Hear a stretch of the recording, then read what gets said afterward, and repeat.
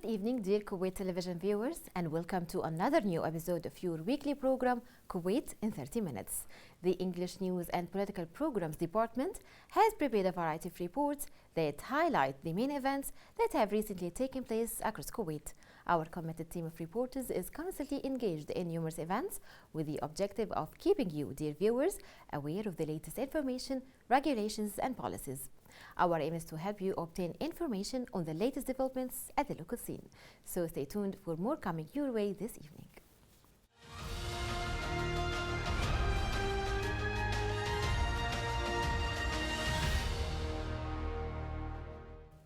And in our first item tonight, the fifth manufacturing exhibition was attended by the Minister of Commerce and Industry Khalid Roudan and the Minister of Social Affairs and Labour and Minister of State for Economic Affairs Hind Swih.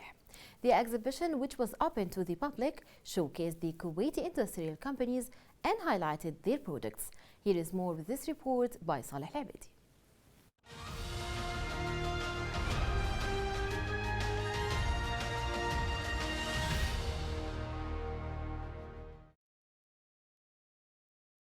The Minister of Commerce and Industry, Mr. Khalid Roudan, and the Minister of Social Affairs and Labour, and Minister of State for Economic Affairs, Ms. Hind Swih, have attended the opening of the 5th Manufacturing Expedition in the Kuwait International Fair.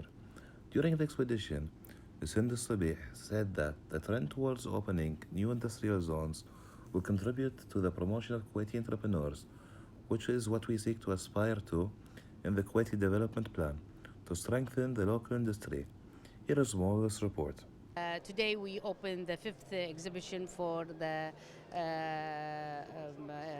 manufacturing exhibition. Actually, this is under the sponsor of His Highness the Emir, and this is giving us the importance of the manufacturing, which is one of the policy in the 5th plan for the Kuwait country.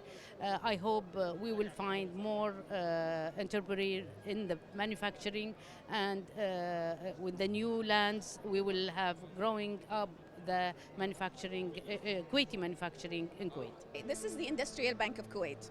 Basically, it's the bank responsible of financing all the industrial projects for Kuwaitis that have a dream to open a factory for anything, any sector in the industrial sector.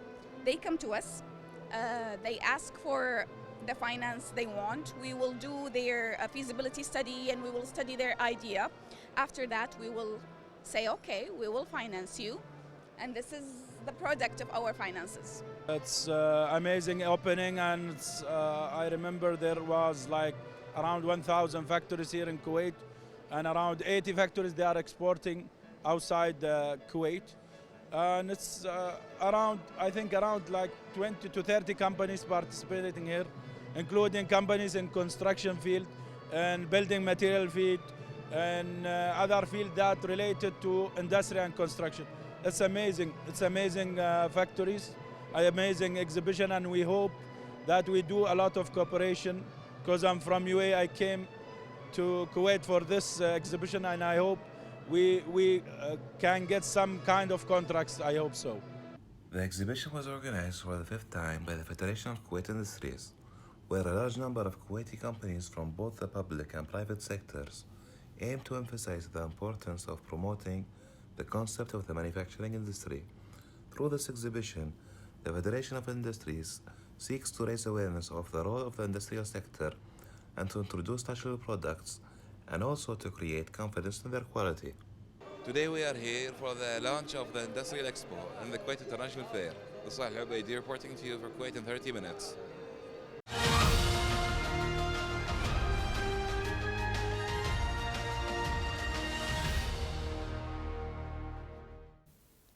And in the following report, the second fine art gallery by the Kuwaiti artist Jinan Khurso was launched in Ahmed Al-Adwani Hall in Abdullah Salim area, where many have come to enjoy Jinan's artwork.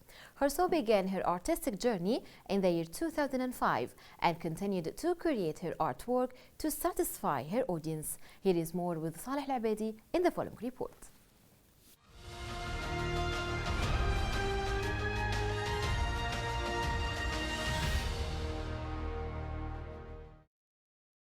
The Fine Art Gallery was launched in Ahmed Al-Adwani Hall, where the artist explained to the visitors of the deep meaning of the art pieces that was presented in the expo. Jinan also mentioned that her inspiration came from her feelings and emotions during the period that she decided to draw the pieces. Here's more of this report. This is my second exhibition. The first exhibition was in 2012. And today, in 2 December, today is my birthday, and this is the second my exhibition. And I have 28 paintings. All my painting, the abstract styles. I paint what I feel, what I have statue in my life. And you know, all my painting, it is abstract styles. So you can see the women, what the women feel in all paint. The exhibition of Jinan Khosrow, it's called My Life, and she just want to show how she developed, how she became a better artist. She's one of the young promising artists, ladies artists, and her work, every time I visit her exhibition, I saw it is better as an artwork and performance, and also the subject. It is have some romance in it and some thought, and the color is beautiful, and composition also. I am as an artist, I think she will do better in the future, and she will grow up because she is full of challenge, and she trying very hard to prove her place between the Kuwaiti artists, ladies. Jinan won a few awards for her fine artwork participations, and she was also a previous member of the Fine Arts Committee, and she has participated in various art galleries with the National Council for Culture, Arts and Letters, as well as galleries abroad. The artist also worked as a trainer for the emerging artists and for children, and she have also instructed workshops for the fine arts.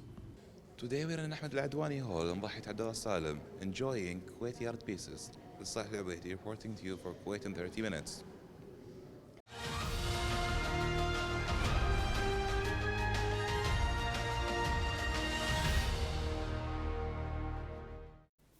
The Embassy of Japan in Kuwait recently celebrated their National Day, where the Japanese ambassador gave out a speech about this happy occasion. During the celebration, the Japanese ambassador spoke about the strong ties that Kuwait has with Japan for many years. Here is more with Salih Al-Ubaidi in this report.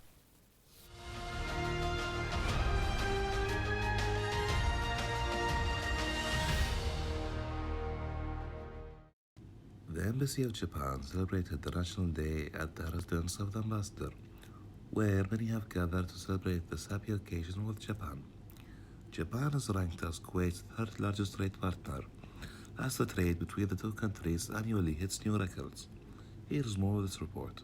Today is the National Day for Japan because our Emperor, we are celebrating Emperor's 85th year of the anniversary. So that I'm very happy to see so many friends and colleagues come to celebrate this very important occasion. And I have been here more than 3 years. I met so many Kuwaiti friends. I enjoyed the divaniyat and the food. And I'm very interested that so many Kuwait young people, they love very much Japanese culture, particularly anime or that cosplay or video games. So I hope those young people visit to Japan to see by themselves what's over there. We have so many tradition and nice culture and buildings and cities. And particularly we have Tokyo Olympic in 2020, and we have Osaka Expo after Dubai 2025.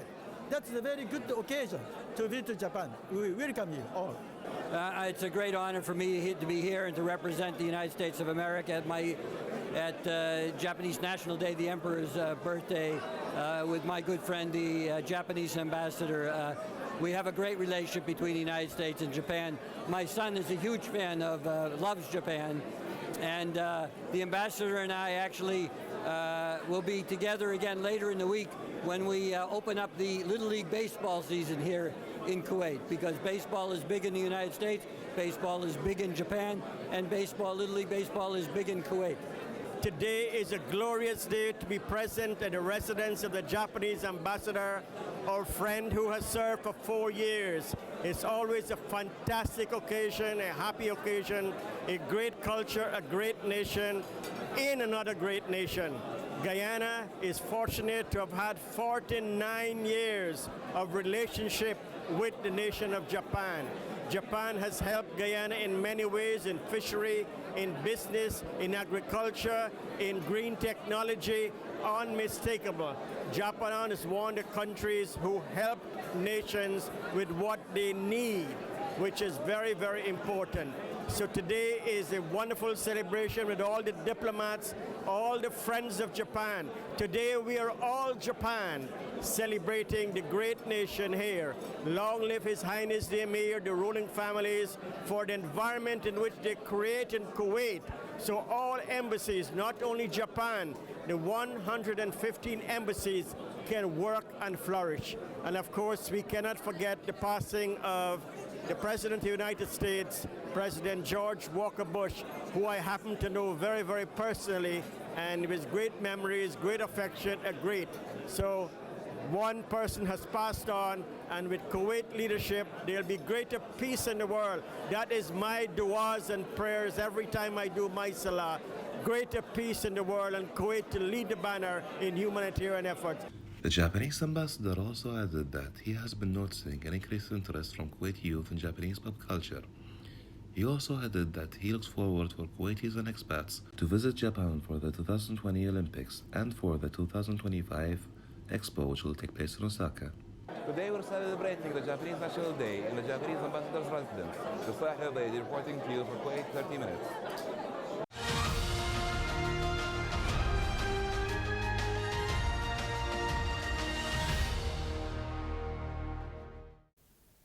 And up next, North Expo, in collaboration with the Central Agency for Information Technology, CAIT, recently held the 6th e-government forum titled Managing Change Towards Digitization at Al Baraka Ballroom in Crown Plaza Hotel. The forum focused on the change management practices that need to be implemented in order to boost e-government program implementation and make the best use of all available resources along the way. Our reporter Taslima Rasool has more in this report.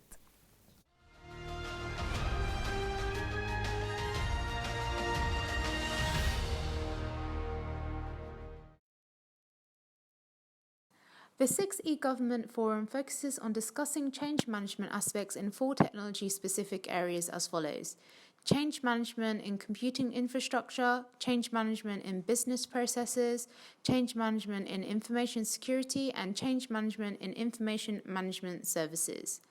E-government programs are considered by far one of the most complex automation projects that governments embark upon. The complexity stems from the need to destabilize the prevailing norm that governed government procedures and agencies for decades. Business process in government agencies have been paper-based or slightly partially automated silos. Each government agency has its processes independent from those of other government agencies. E-government agencies have to deal with this complexity and bring everybody into a streamlined, integrated, automated, and always available government services. I think if we look at the trends that are happening around the world and how governments are embracing technology around the world, the trend is definitely around artificial intelligence. We believe that artificial intelligence is available today for many governments to embrace.